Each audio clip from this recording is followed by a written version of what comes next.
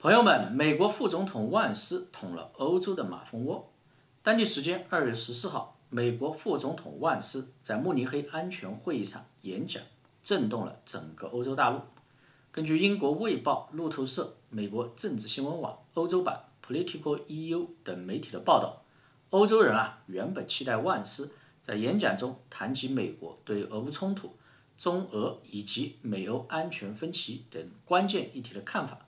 但是他选择全部避而不谈，转而向欧洲发起了残酷的意识形态攻击。万斯说我担心的是来自内部的威胁。欧洲面临的真正威胁并非来自俄罗斯或中国等外部势力，而是欧洲自身内部对于最基本价值观的背离。他反复质疑欧洲和美国是否还有共同的议程。演讲中，万斯言辞犀利，指责欧盟领导人压制言论和宗教自由，未能阻止非法移民，并且因为惧怕选民的真实意愿而逃避现实。他点名英国、德国、罗马尼亚、瑞典等国，描绘了一幅受到媒体审查、选举取消和政治正确性影响的欧洲政治图景，公开质疑当前的欧洲价值观是否值得美国捍卫。而演讲结束后，万斯也违反了之前的礼仪，拒绝了德国总理兼德国社会民主党领导人舒尔茨的会面邀请，去跟德国极右翼政党德国选择党领导人魏德尔私下会面了30分钟。路透社称万斯对欧洲的攻击使即将展开的俄乌谈判蒙上阴影。Political EU 表示，万斯给慕尼黑会议带来了致命一击。那么接下来给大家分享万斯完整版的演讲视频，看看美国老大是如何痛骂欧洲小弟的。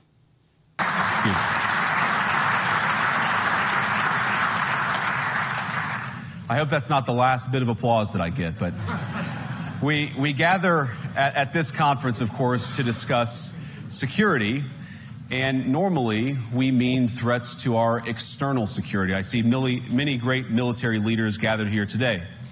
But while the Trump administration is very concerned with European security and believes that we can come to a reasonable settlement between Russia and Ukraine, and we also believe that it's important in the coming years for Europe to step up in a big way to provide for its own defense, the threat that I worry the most about vis-a-vis Europe is not Russia, it's not China, it's not any other external actor. And what I worry about is the threat from within, the retreat of Europe from some of its most fundamental values, values shared with the United States of America. Now, I was struck that a former European commissioner went on television recently and sounded delighted that the Romanian government had just annulled an entire election. He warned that if things don't go to plan, the very same thing could happen in Germany, too. Now, these cavalier statements are shocking to American ears. For years, we've been told that everything we fund and support is in the name of our shared democratic values. Everything from our Ukraine policy to digital censorship is billed as a defense of democracy. But when we see European courts canceling elections and senior officials threatening to cancel others, we ought to ask whether we're holding ourselves to an appropriately high standard. And I say ourselves because I fundamentally believe that we are on the same team. We must do more than talk about democratic values, we must live them. Now, within living memory of many of you in this room, the Cold War positioned defenders of democracy against much more tyrannical forces on this continent. And consider the side in that fight that censored dissidents, that closed churches, that canceled elections. Were they the good guys? Certainly not. And thank God they lost the Cold War. They lost because they neither valued nor respected all of the extraordinary blessings of liberty. The freedom to surprise, to make mistakes, to invent, to build. As it turns out, you can't mandate innovation or creativity, just as you can't force people what to think, what to feel, or what to believe. And we believe those things are certainly connected. And unfortunately, when I look at Europe today, it's sometimes not so clear what happened to some of the Cold War's winners. I look to Brussels, where EU commissars warn citizens that they intend to shut down social media during times of civil unrest the moment they spot what they've judged to be, quote, hateful content. Or to this very country, where police have carried out raids against citizens suspected of posting anti-feminist comments online as part of, quote, combating misogyny on the internet, a day of action. I look to Sweden, where 2 weeks ago the government convicted a Christian activist for participating in Koran burnings that resulted in his friend's murder. And as the judge in his case chillingly noted, Sweden's laws to supposedly protect free expression do not, in fact, grant, and I'm quoting, a free pass to do or say anything without risking offending the group that holds that belief. And perhaps most concerningly, I look to our very dear friends, the United Kingdom, where the backslide away from conscience rights has placed the basic liberties of religious Britons in particular in the crosshairs. A little over 2 years ago, the British government charged Adam Smith Connor, a 51-year-old physiotherapist and an Army veteran, with the heinous crime of standing 50 meters from an abortion clinic and silently praying for 3 minutes. Not obstructing anyone, not interacting with anyone, just silently praying on his own. And after British law enforcement spotted him and demanded to know what he was praying for, Adam replied simply, it was on behalf of the unborn son he and his former girlfriend had aborted years before. Now, the officers were not moved. Adam was found guilty of breaking the government's new buffer zones law, which criminalizes silent prayer and other actions that could influence a person's decision within 200 meters of an abortion facility. He was sentenced to pay thousands of pounds in legal costs to the prosecution. Now, I wish I could say that this was a fluke, a one-off crazy example of a badly written law being enacted against a single person. But no, this last October, just a few months ago, the Scottish government began distributing letters to citizens whose houses lay within so-called safe access zones, warning them that even private prayer within their own homes may amount to breaking the law. Naturally, the government urged readers to report any fellow citizens suspected guilty of thought crime. In Britain and across Europe, free speech, I fear, is in retreat. And in the interest of comedy, my friends, but also in the interest of truth, I will admit that sometimes the loudest voices for censorship have come not from within Europe, but from within my own country, where the prior administration threatened and bullied social media companies to censor so-called misinformation.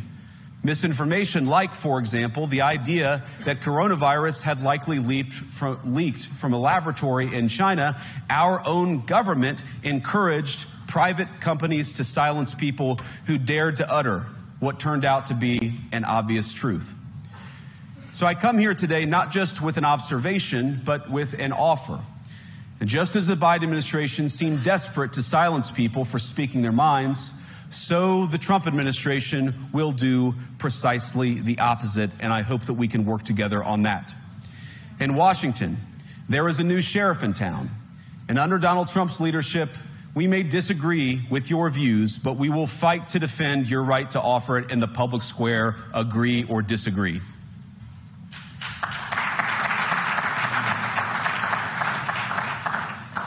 Now, we're at the point, of course, that the situation has gotten so bad that this December, Romania straight up canceled the results of a presidential election based on the flimsy suspicions of an intelligence agency and enormous pressure from its continental neighbors. Now, as I understand it, the argument was that Russian disinformation had infected the Romanian elections.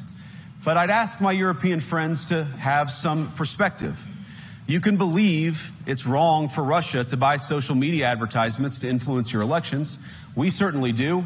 You can condemn it on the world stage even. But if your democracy can be destroyed with a few $100,000 of digital advertising from a foreign country, then it wasn't very strong to begin with. Now, the good news is that I happen to think your democracies are substantially less brittle than many people apparently fear. And I really do believe that allowing our citizens to speak their mind will make them stronger still.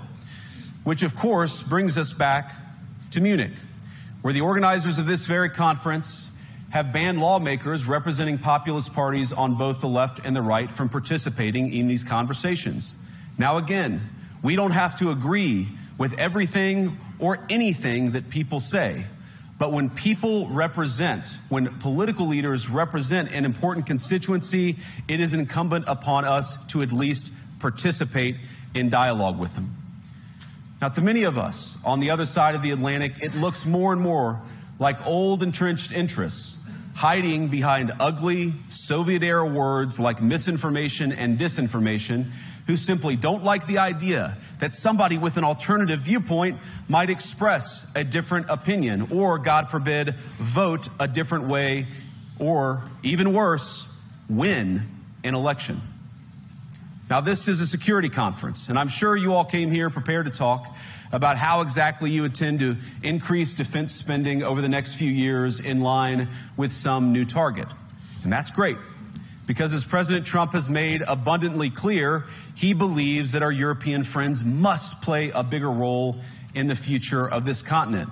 We don't think, you hear this term, burden sharing, but we think it's an important part of being in a shared alliance together that the Europeans step up while America focuses on areas of the world that are in great danger.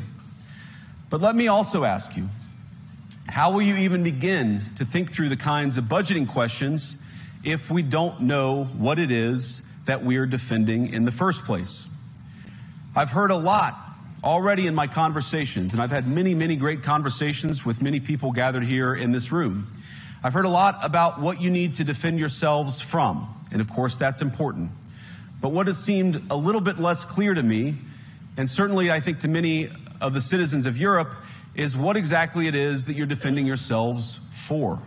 What is the positive vision that animates this shared security compact that we all believe is so important? And I believe deeply that there is no security if you are afraid of the voices, the opinions, and the conscience that guide your very own people. Europe faces many challenges, but the crisis this continent faces right now, the crisis I believe we all face together, is one of our own making. If you're running in fear of your own voters, there is nothing America can do for you. Nor, for that matter, is there anything that you can do for the American people who elected me and elected President Trump. You need democratic mandates to accomplish anything of value in the coming years. Have we learned nothing that thin mandates produce unstable results? But there is so much of value that can be accomplished with the kind of democratic mandate that I think will come from being more responsive to the voices of your citizens. If you're going to enjoy competitive economies, if you're going to enjoy affordable energy and secure supply chains, then you need mandates to govern, because you have to make difficult choices to enjoy all of these things. And of course, we know that very well in America. You cannot win a democratic mandate by censoring your opponents or putting them in jail, whether that's the leader of the opposition, a humble Christian praying in her own home, or a journalist trying to report the news. Nor can you win one by disregarding your basic electorate on questions like who gets to be a part of our shared society. And of all the pressing challenges that the nations represented here face, I believe there is nothing more urgent than mass migration. Today, almost 1 in 5 people living in this country moved here from abroad. That is, of course, an all-time high. It's a similar number, by the way, in the United States, also an all-time high. The number of immigrants who entered the EU from non-EU countries doubled between 2021 and 2022 alone, and of course it's gotten much higher since. And we know this situation, it didn't materialize in a vacuum. It's the result of a series of conscious decisions made by politicians all over the continent and others across the world over the span of a decade. We saw the horrors wrought by these decisions yesterday in this very city. And of course, I can't bring it up again without thinking about the terrible victims who had a beautiful winter day in Munich ruined. Our thoughts and prayers are with them and will remain with them. But why did this happen in the first place? It's a terrible story, but it's one we've heard way too many times in Europe and unfortunately too many times in the United States as well. An asylum seeker, often a young man in his mid-20s, already known to police, rams a car into a crowd and shatters a community. How many times must we suffer these appalling setbacks before we change course and take our shared civilization in a new direction? No voter on this continent went to the ballot box to open the floodgates to millions of unvetted immigrants. But you know what they did vote for? In England, they voted for Brexit, and agree or disagree, they voted for it. And more all over Europe, they're voting for political leaders who promise to put an end to out-of-control migration. Now, I happen to agree with a lot of these concerns, but you don't have to agree with me. I just think that people care about their homes, they care about their dreams, they care about their safety and their capacity to provide for themselves and their children. And they're smart. I think this is one of the most important things I've learned in my brief time in politics. Contrary to what you might hear a couple mountains over in Davos, the citizens of all of our nations don't generally think of themselves as educated animals or as interchangeable cogs of a global economy. And it's hardly surprising that they don't want to be shuffled about or relentlessly ignored by their leaders. And it is the business of democracy to adjudicate these big questions at the ballot box. I believe that dismissing people, dismissing their concerns, or worse yet, shutting down media, shutting down elections, or shutting people out of the political process protects nothing. In fact, it is the most surefire way to destroy democracy. And speaking up and expressing opinions isn't election interference.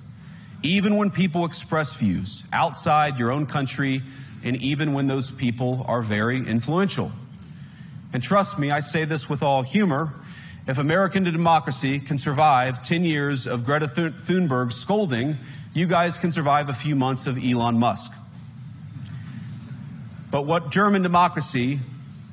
no democracy, American, German, or European, will survive is telling millions of voters that their thoughts and concerns, their aspirations, their pleas for relief are invalid or unworthy of even being considered.